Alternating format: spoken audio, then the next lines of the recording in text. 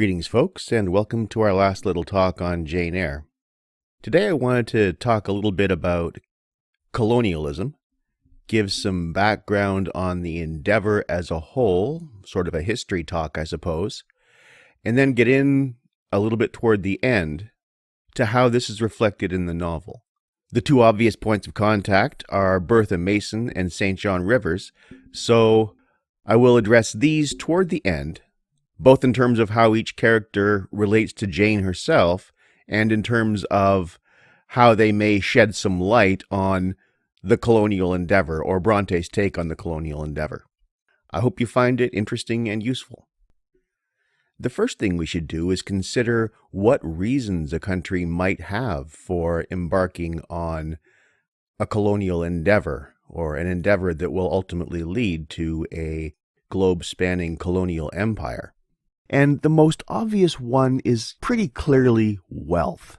And the first really obvious element of wealth that a nascent colonial power is going to have its eye on is land, along with such items as fish, wood, fur, and gold. That is, natural resources. For example, an early report from the Grand Banks off of Newfoundland, addressed to Queen Elizabeth I, claimed that there were enough fish in those waters to feed England for 500 years. And as for wood, at least where England was concerned, they didn't really have much because they had, by the beginnings of early modernity, cut down most of their forests.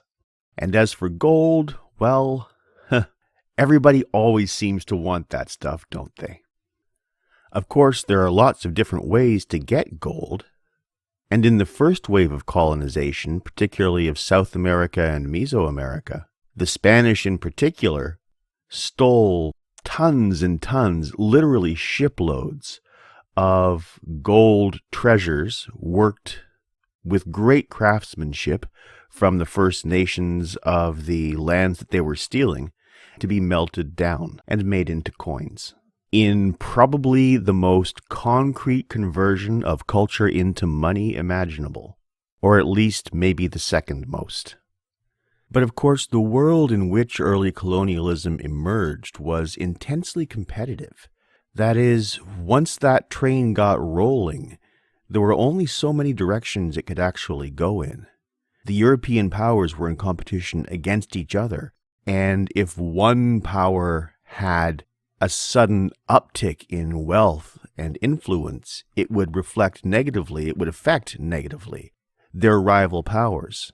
So once the first countries, Spain and Portugal, turned their gaze and their reach outward, other countries, if they wanted to avoid effectively being dominated by those, had to follow suit or face an existential crisis, such as the crisis that England faced and was able to stave off in 1588 against a Spain with almost a century of colonial wealth gathering behind it and colonial power behind it.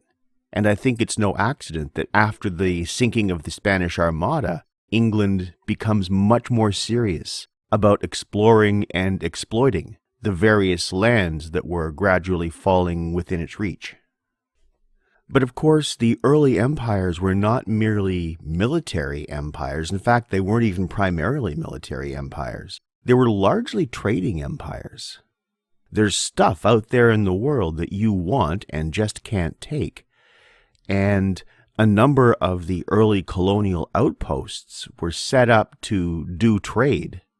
That is, we're also entering the age of mercantilism, an early version of capitalism, in which wealth and power is more and more focused on really what we now call the middle class, not the landed aristocracy, but people who are able to own and move and transfer property relatively quickly and at a profit. Of course, one of the most sought-after items or categories of item during the early colonial period was spices. Much of the initial exploration, be it transatlantic or south around the African Cape, was to find sea routes to the spice markets of Asia. There was big money in this. The economies of nations were largely founded on the spice market and revolved around the nation's dinner tables. But of course, there was a very dark side to this expansion as well. Another of the markets that was vital to the early colonial endeavor was the slave market. This was the age when the transatlantic slave trade, the triangular trade, came into being. And what I mean by triangular trade, which is how it was referred to, is this. There's no profit in sailing an empty ship. Anybody who has truckers in their family, for example, knows that no trucker likes to haul an empty truck. You want to have cargo. So the triangular trade was set up to make sure that ships were never sailing empty. So say you're starting from England, and England was, of all nations, in the long run, the nation that got the most wealth out of the slave trade. Liverpool was the busiest port in the triangular trade in the world for a long time. So let's say a ship leaves Liverpool. It will leave with manufactured goods, goods made in England. It sails then down to the west coast of sub-Saharan Africa, where it offloads its cargo of manufactured goods in exchange for human beings. These human beings are packed in as tightly as they can possibly be packed in the holds of the ships, and then sailed across the Atlantic to the colonies in the Americas. And this, of course, includes the Caribbean as well. There, the human cargo was offloaded, and what's loaded onto the ships are things that are wanted back in England. Wood, fish, furs, sugar, you name it. And then the ship sails back to Liverpool, offloads its cargo from the colonies, takes on another load of manufactured goods, and repeats the process. And speaking of manufactured goods, colonial empires were not open markets. The colonies could only buy things manufactured within the empire, which basically meant in the home country. So the colonies provided the raw materials, which were sent back to England, for example, made into something new, that is, value added, and then shipped back to the colonies, of course, to be sold at a profit. Meanwhile, products from rival countries and rival empires were simply not sold within the bounds of any given colonial empire, for the most part. And speaking of people and markets and where to put things, having a global empire gives you a place to put the extra people from a suddenly expanding population, and also people you never were terribly fond of, criminals, religious fanatics, Scots, Irish. So a number of the early settlers of North America and the unwilling settlers of Australia were actually people who were not wanted back home, who were in many cases forcibly shipped off. I'm thinking largely of the Highland clearances in Scotland here, in which the majority of the Highland population was actually exported forcibly to mostly North America. I'm also thinking of the punitive measure of transportation. That is one of the common penalties for numerous crimes, often relatively minor crimes, involved being sent out to the colonies, either North America or latterly Australia. And this resulted in huge population emigration, forced emigration, and was ultimately really transformative to the way the British Empire developed. But moving away from questions explicitly associated with wealth and economics, there's also the question of geopolitics. One of these is the control of transportation routes. England, or latterly Britain, took control of Jamaica in 1655, giving them their most durable stronghold in the Caribbean. Gibraltar in 1704, giving them control over the Straits of Gibraltar and thus the passage between the Atlantic and the Mediterranean. Malta in 1813, which gave them effective naval control over the central and western Mediterranean. And the Suez Canal, whose building they oversaw and which was completed in 1882, allowing a sea connection between the Mediterranean and the Red Sea. thus allowing ships routed for Asia from the Atlantic, or vice versa, to not have to sail all around Africa. With control over the Mediterranean trade route, Britain ended up with tremendous power. And if you want an indication of how important this route was to them, when they were embroiled in the American Revolutionary War, they were also fighting the Spanish, who had besieged Gibraltar and were bent on taking it back. The British didn't have enough forces to defend both their American colonies and their colony at Gibraltar. So while they continued to try to hold on to the 13 colonies, they made the long-term strategic decision to prioritize that little chunk of rock that guarded the entrance to the Mediterranean, recognizing that holding on to this was more in their long-term interest than holding on to the colonies that would eventually become the United States.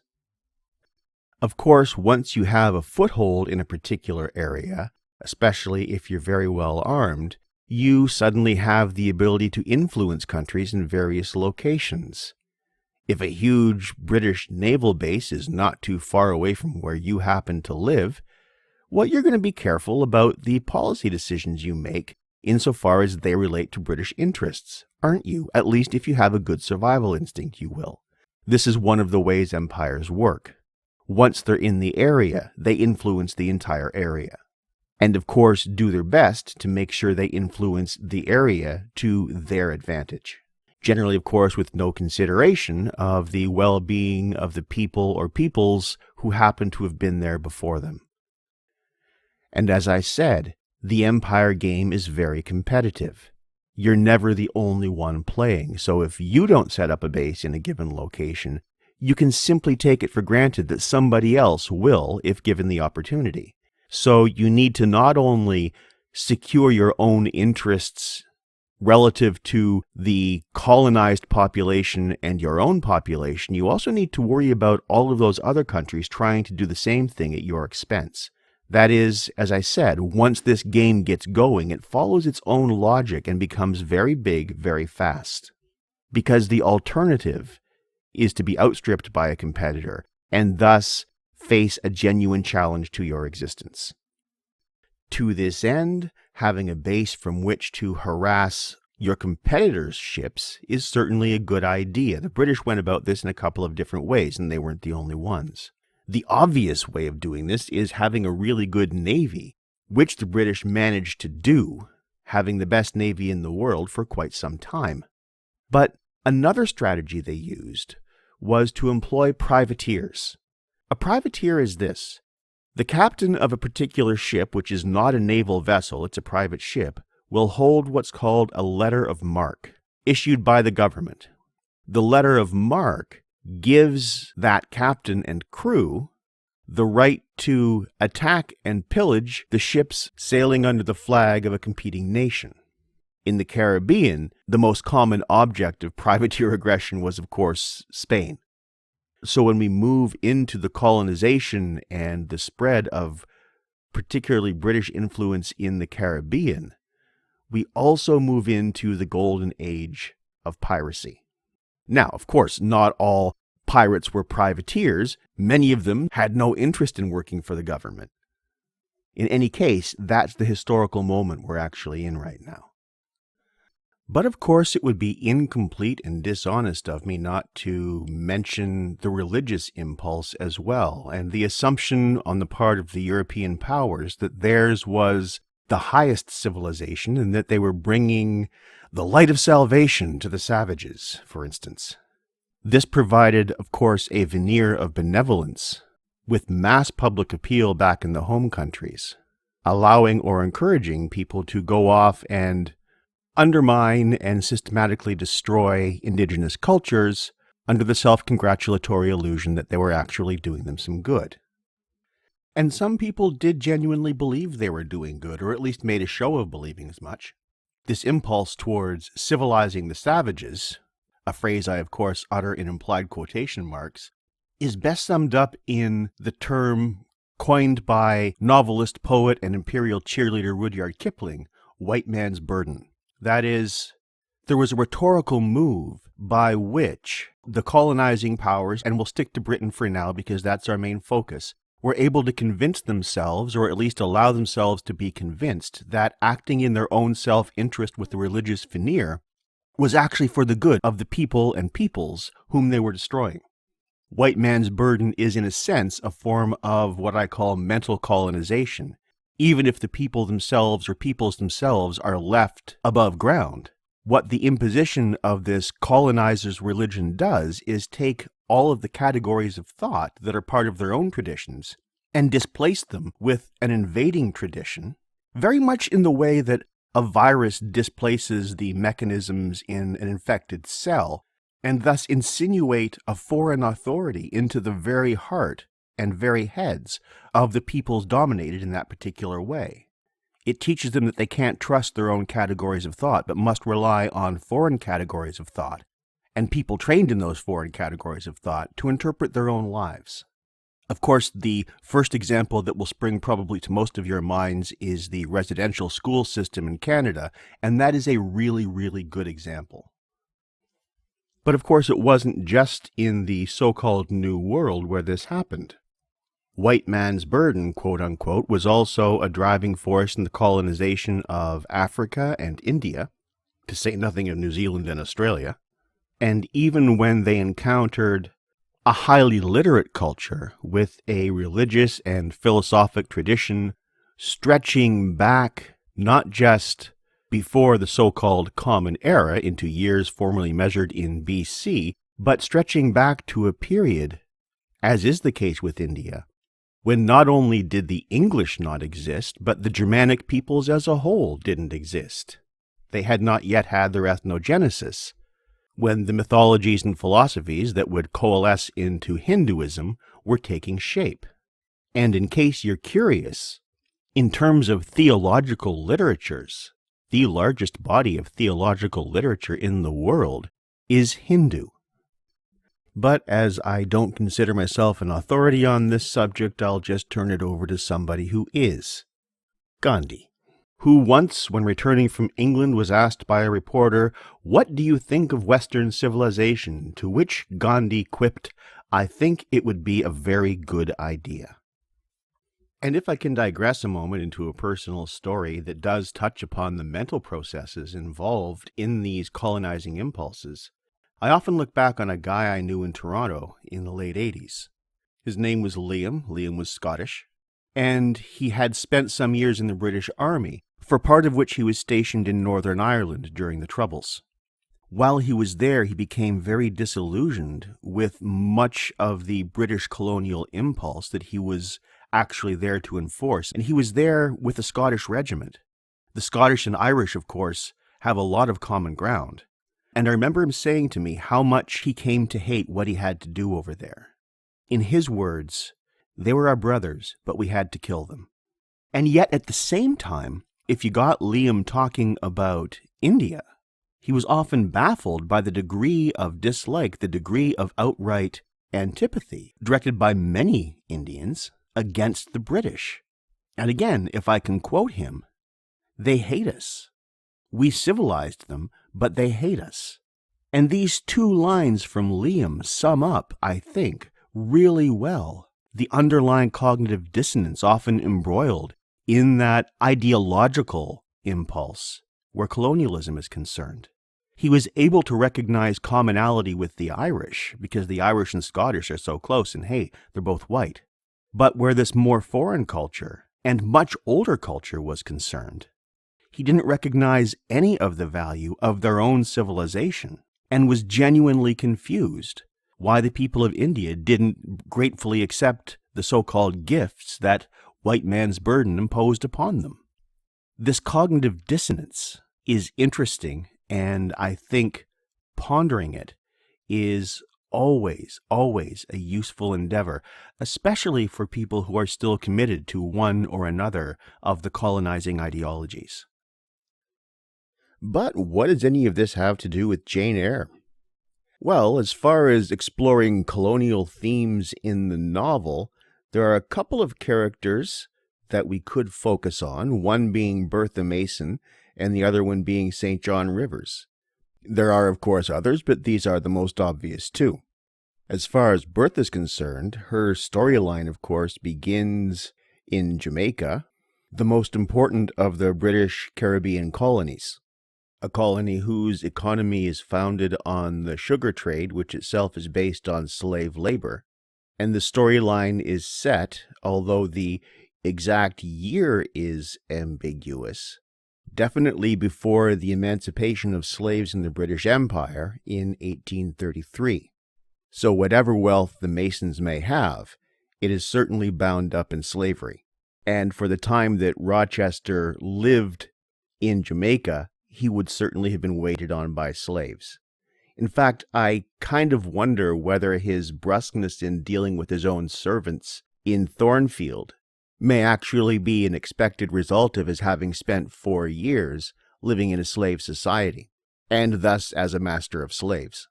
As for Bertha herself, she is of ambiguous race.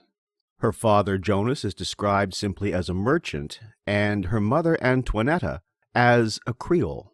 So it would appear that Bertha is a person of mixed race who passes for white, and yet the reader is aware very much that she is, at least in part, a racial other from the point of view of the British reader and the British writer. Jane, after the incident where they confront each other, describes her as discolored and savage, and her particular and congenital mental illness, which she inherits from her mother, is described in terms of common racial stereotypes of the time, sexual appetite and intoxication. And there is then, a number of critics have actually pointed out, a tendency to see race, a tendency to see Bertha's racial ambiguity as a source of impurity, not just physical impurity, but psychological or spiritual impurity. That is, there seems to be a genuine anxiety about racial mixing. Bertha's psychological and, as presented, moral failings being inherited quite clearly from her mother, and infecting not just her, but also her siblings. She has a brother who is described as an idiot, and the brother we do meet is a very weak character, with a yellowish complexion suggesting ill health on the one hand and racial mixing on the other, and we already know that the racial mixing is present. So he again is a person of blended descent who passes for white. So there's also a sense in which an intellectual inferiority or an intellectual incapacity is also associated with Bertha's maternal background, which is, I'll say again, embedded in the discourse of race. And I'm sure I don't need to point out that the pseudoscientific understanding of race that came out of the slave trade, was effectively invented by the slave trade, did and does associate higher intelligence with white people and lower intelligence with black people. This is a discourse with which our society is still wrestling. But as long as we're talking about race, it is worth pointing out that the reason Bertha's family wanted the marriage with Rochester was that he was of good race. Now, that word race at the time is multivalent. It's not quite as cut and dry as it would be, for example, now. Race can mean, and does mean, race as we understand it, but it can also mean family or even nationality. So it's ambiguous, but with all of the other clues that are embedded in the text, that this is actually a discussion of colonialism, it would be naive, I think, to leave the pseudoscientific understanding of race, the modern understanding of race, out. It's also worth pointing out that the means by which she destroys Thornfield, by fire, would probably resonate very clearly with a contemporary audience, as referring to the ways in which rebel slaves in the Caribbean, and not just in Jamaica, destroyed the estates and properties of the masters or owners against whom they were rebelling.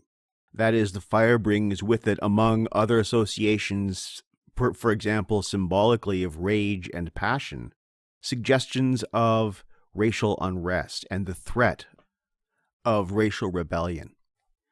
This being said, of course, there's still lots of room for sympathy with Bertha simply as a character, isn't there? She is locked up in an attic for many years, and is a person suffering from a very serious mental illness.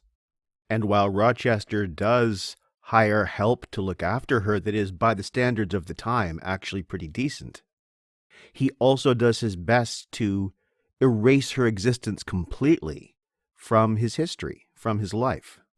So her very being, let alone what she is called into question in the narrative. And this attempted erasure has serious colonial overtones as well, doesn't it? This sort of reminds me of, quite frankly, the contemporary use of numerous items, tablets, computers, cell phones, made in sweatshops in China, for instance, where the conditions are so bad that the factory owners put nets around the upper stories of their factories to stop people from jumping off and killing themselves. Anyone who uses a device such as the one that I'm recording this lecture on is to some degree implicated in that, but we like to bury it. We like to have that not in front of us. Polite society doesn't want to know the suffering that lies behind their comforts, that lies behind their opulence. Well, this would be the same thing in Victorian England. Much of Rochester's wealth does come from the misery of slaves, but back in England, that's the last thing people are going to want to be reminded of. So much better if we can just shut it away. And at the same time, her enclosure, her imprisonment by this masculine authority, this power figure, does resonate with various attempts throughout the novel, right from the very beginning, to overwrite Jane's identity and inscribe on it something other than what she is, instead make her into, narratively, socially, what the person in authority wants her to be. That is, the treatment of colonized peoples here and the treatment of Jane, the treatment of women in the novel, really, seem to have a lot in common. But there's more in play here than just using colonized peoples as a figure for exploring the situation of women in England, although this is certainly present. Bertha quite clearly is a double or a shadow of Jane in that Gothic sense. She's big, Jane's small. She's dark, Jane's pale. She's passionate, Jane's rational. She is out of control, Jane is very controlled. She's voluptuous and seductive, Jane is plain. She's promiscuous, Jane is a virgin. And the fact that she's locked in the attic suggests, of course, symbolically, she's locked in the unconscious, in the head, isn't she? We've all heard the expression toys in the attic. So Rochester's desire for Jane is, on the one hand, seems to be genuine on its own account, but it's also diametrically opposed to this other wife that he has locked up in his own attic, and that is thematically the exact opposite of the person he actually wants. But I think it's even more insidious than that, because, of course, in a slave-holding economy, men didn't just work their female slaves. They had sex with them. They kept them quite unwilling as concubines. And their wives, of course, would have known this. A great many of the people of mixed race coming out of slave societies come out of exactly that context of black women being sexually assaulted by their white owners and producing children who, under the laws in many jurisdictions, followed the condition of the mother. That was the legal term used in the South, by the way. So in wanting or trying to keep Jane as his mistress while still remaining legally bound to Bertha, Rochester seems to be actually attempting to invert that very common wife-concubine dichotomy of having a white wife and a black concubine. Well, he's now trying to have, because he can't get away from his wife of mixed race, to have a white concubine.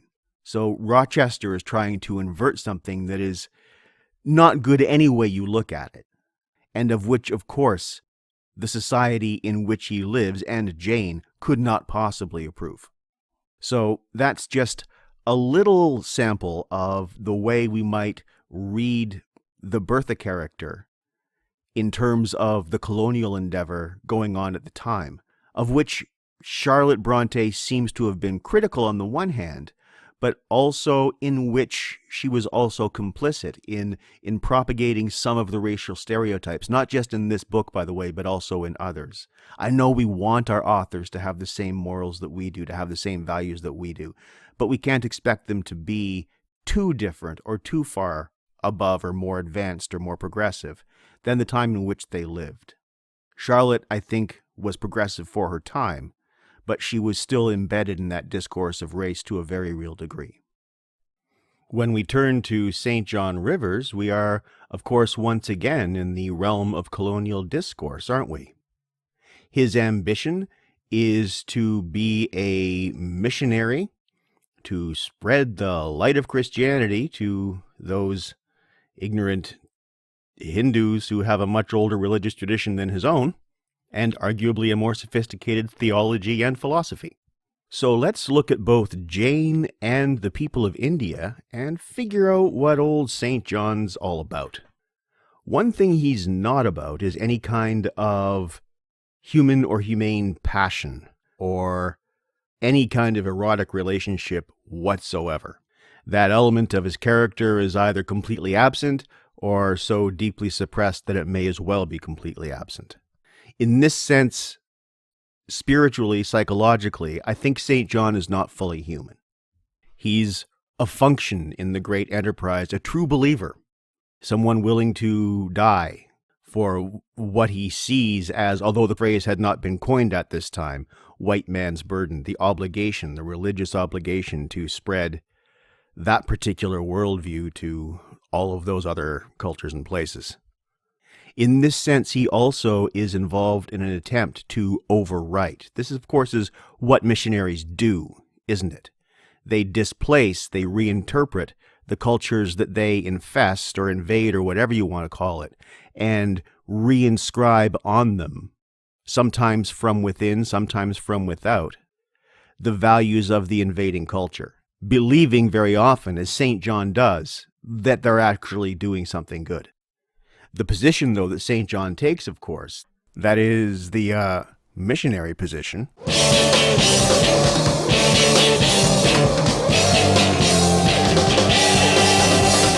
is that they have something to impart.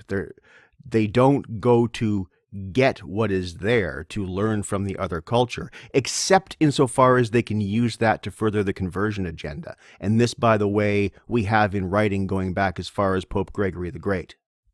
Rather, the assumption on any conversion mission is that the ones on the mission have knowledge of which their interlocutors, victims, whatever, are ignorant. That is, any outward appearance of equality is merely a facade. There is always an underlying assumption of superiority in the thing that matters most. Were that not the case, there would not be missionaries. That is, St. John is an ideal cog in the imperial machine. He believes in what he's doing. He's acting as a moral person as far as he's concerned, but he is also in the process of reinscribing on this other, far more ancient culture, the discourse of the invading culture. And as I mentioned earlier, once you inscribe on another culture your own discourse in a superior position to their own indigenous discourse, you've placed yourself above them in terms of the very mechanisms by which they interpret their own lives. This is very useful to an expanding imperial power. And this is also the way St. John sees Jane, isn't it? Jane is willing to go with him if she can go as an equal, for example, as a sister rather than a wife, in which she would not be a subordinate, or at least not as much of a subordinate. But St. John insists on absolute subordination. He is the empire in many ways, sort of embodied in one single fanatic. And in marrying him, Jane knows that she would die physically, but she would die spiritually and psychologically long before she ever died physically. Because to be in a relationship with St. John and everything he represents is, in many ways, not to be in a human relationship at all.